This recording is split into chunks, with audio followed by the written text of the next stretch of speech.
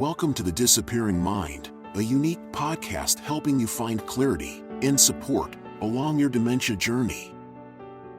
Now, join National Dementia Trainer and Coach Dawn Platt for an all-new episode. Hello and welcome to the Mind Matters podcast.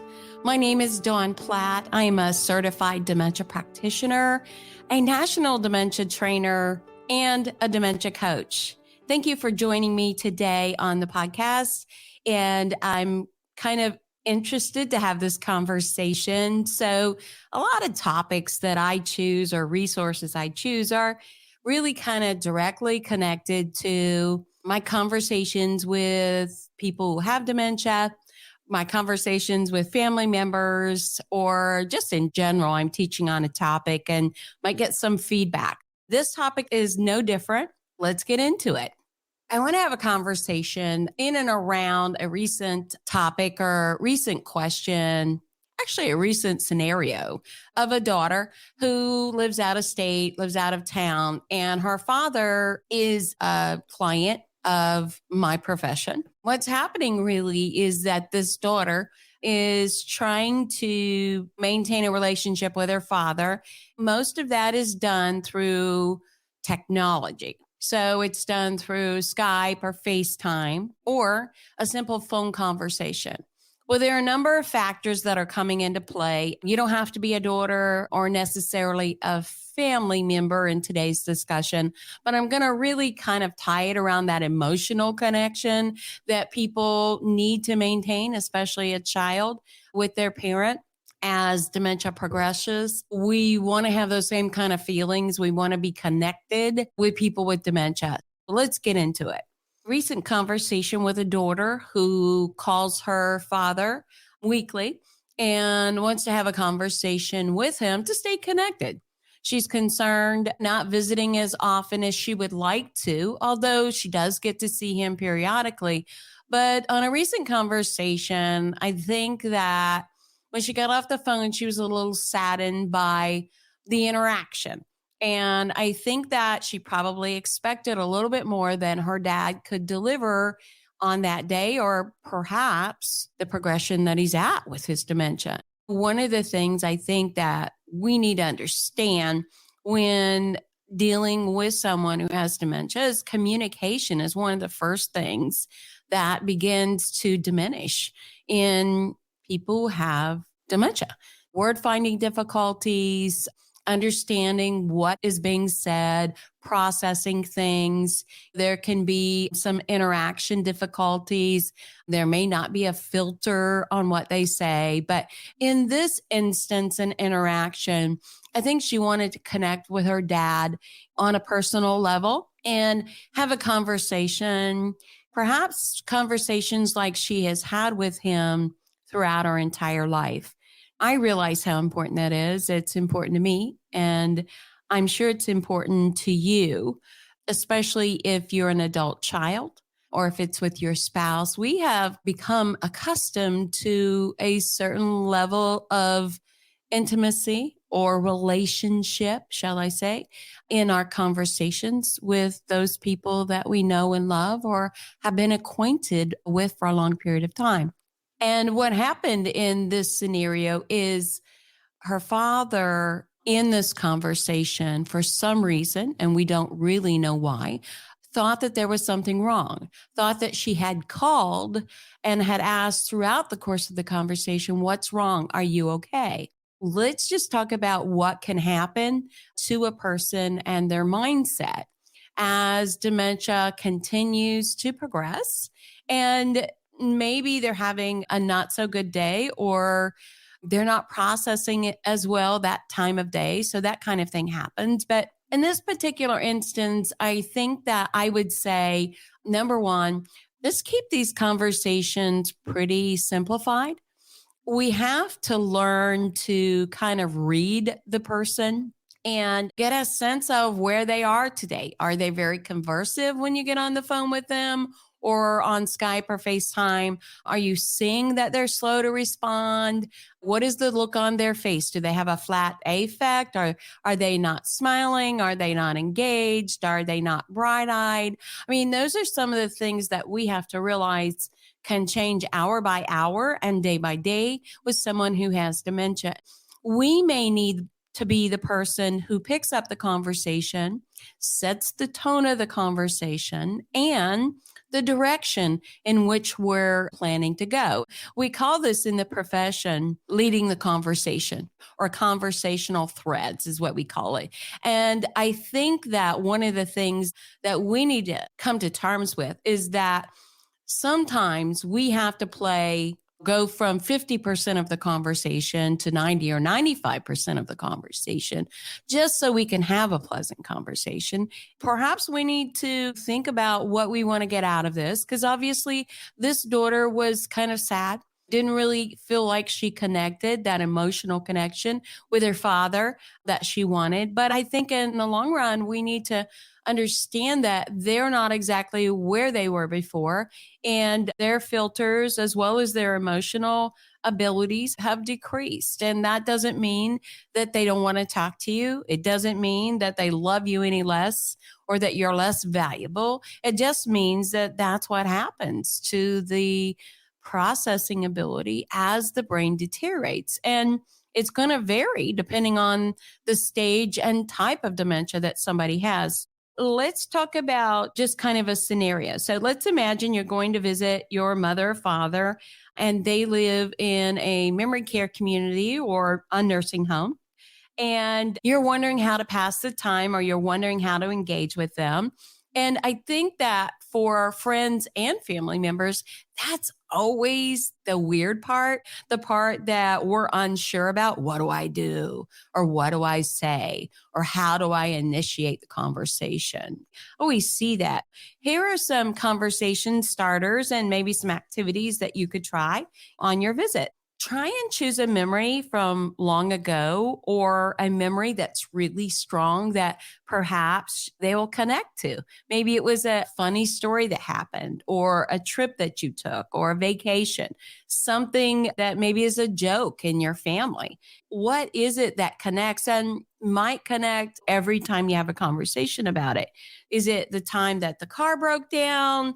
Is it the time that you forgot something, or you baked a terrible cake? What is it that you could connect to, a story that's going to be active and connect in their memories? Here are just a few tips that you could look at. Maybe you could take an old address book or social directory or a school yearbook and pull it out, either yours or theirs, and just go through the names of the people that might trigger various memories that your friend or loved one might enjoy talking about. You might be quite surprised that you may want to talk about today's news or today's politics or whatever the case might be, but they're not going to connect to that. But if you talk about an old friend from 20 years ago, or a situation that happened when you were a teenager, the chances that they're going to remember that are really, really good, because a lot of those old memories are much more active than short-term memory or things that have happened very recently. Photo albums. Photo albums or favorite pictures, again, are going to be a way to connect, a way to create conversation. And you might be quite surprised how that person rolls out a story, maybe a story you never heard before, maybe from a whole different perspective than they have ever talked about it before. For instance, I recently was with an individual who has moderate decline of dementia, and they were talking about a person that they went to high school with. And then they rolled out, we were in a play together. We were the only two in a play. And here's the name of the play. And this is what we did. And it was really quite surprising, because this is a person who's very close to me. I had no idea that they were in a play ever. I mean, it was never discussed. So it was just a really good point of conversation that went on and on and on. And at detail. They were able to describe this story. Now, I don't know how much of it is accurate. Obviously, I wasn't there, but it's a great way to connect. And there was lots of smiles and laughter. And it's just really a good way to share time and conversation. And isn't that what we should look for? It should be that time, quality time and interaction that you spend with this person. Look for that. What is that engagement, that smile, that time together, that enjoying conversation for both of you? That's really what we should move to as a person progresses in their dementia. A recipe box or a favorite book. Perhaps there are favorite recipes in your family that, I don't know, your mother fixed or your aunt fixed, or a terrible recipe that your aunt fixed. One that was funny and everybody would laugh that they brought it every holiday and you had to pretend you liked it, but when you really hated it. Those kinds of things are going to really draw on memories and produce a solid and hopefully humorous conversation. A book. Maybe there's a book or a story or a movie that was something that you shared together or something that this person would connect to and talk about. Look for those kinds of things. We don't always have to talk about the same things. We don't always have to talk about current day stuff. We're building a relationship and a bridge here, and one that's comfortable for you as well as the person who has dementia. I spoke about looking at the person, but we've got to learn to read them and understand when they're stumbling, when they're struggling. And for goodness sakes, we have to step in and never let them be embarrassed, never let them feel less than. And we can do that by watching them and knowing, oh gosh, they don't know what I'm talking about, and just moving on or going ahead and telling the story. That really makes a nice bridge for that person to remain in the conversation without putting them on the spot. We don't want to ask questions they can't answer. We want to allow for a topic and a stream of conversation that perhaps they will pick up on. Here's one. Tell me about when you first fell in love.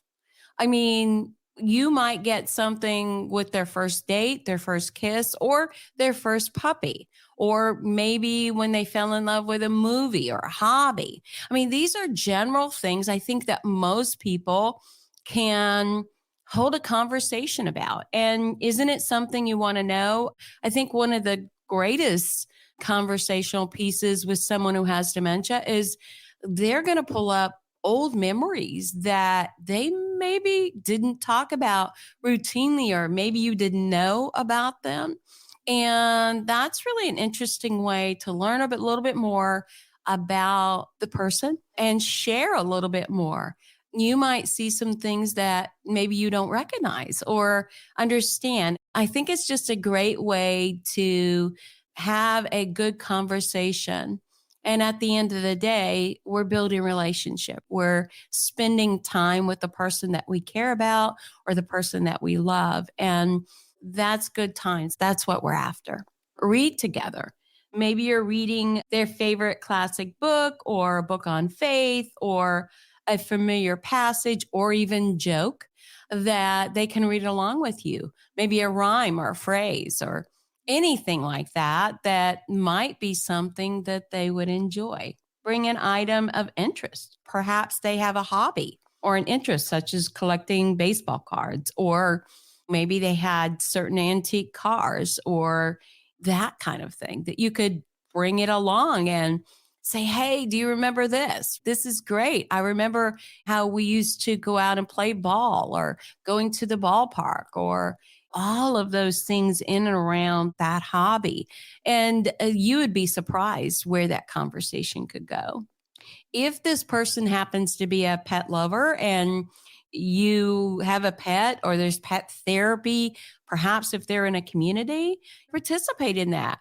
Pets are a great way to connect with people. If they're cat lovers or dog lovers, it's just a great way to connect with them and watch them engage the pet or talk about the pets you had in your life. Remember the horse we used to have, or remember that one cat.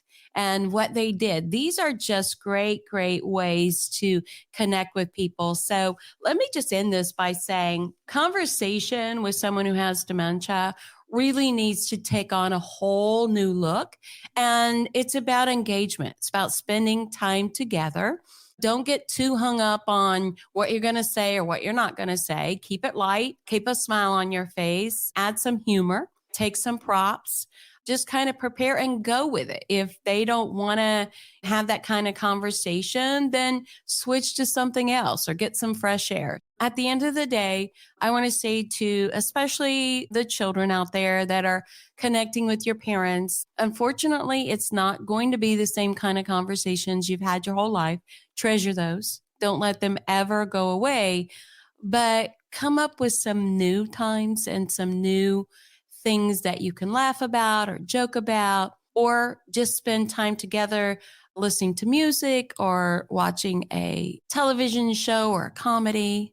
Make it light and enjoy your time together. You can treasure memories that your loved one is now losing, and it's up to us to keep them alive. So thank you for joining me on the podcast. I hope that something that I've discussed today has been helpful to you, and try and have a little joy on the journey. Thank you for joining us for the Disappearing Mind podcast. We hope it's helped you find clarity and support along your journey. Be sure to subscribe to never miss an episode, visit our website to suggest future topics, and share the podcast with friends and family.